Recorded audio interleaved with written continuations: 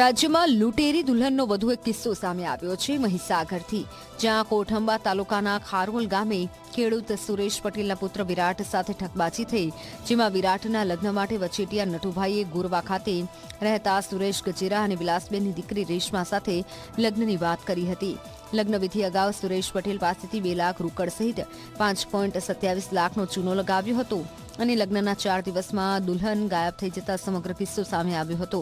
ત્યારે લૂંટેરી દુલ્હન અને તેના ઠગબાજ પરિવાર સામે પીડિત ખેડૂતે કોઠંબા પોલીસ મથકે ફરિયાદ નોંધાવી છે. સુરેશભાઈ દ્વારા કોઠંબા પોલીસ સ્ટેશનમાં ફરિયાદ નોંધાવવામાં આવી છે. 4 આરોપીઓ એટલે કે જે વચેટિયા છે નટુભાઈ ગોહિલ, દીકરીના માતા પિતા સુરેશભાઈ અને વિલાસબેન ગજેરા તેમજ દીકરી રેશમાબેન, આ 4 આરોપી વિરુદ્ધ ફરિયાદ નોંધવામાં આવી છે અને હાલના સંજોગોમાં આ 4 આરોપીઓ ફરાર છે અને 4ને પકડી લેવા માટે પોલીસે ચક્રો ગતિમાન કર્યા છે.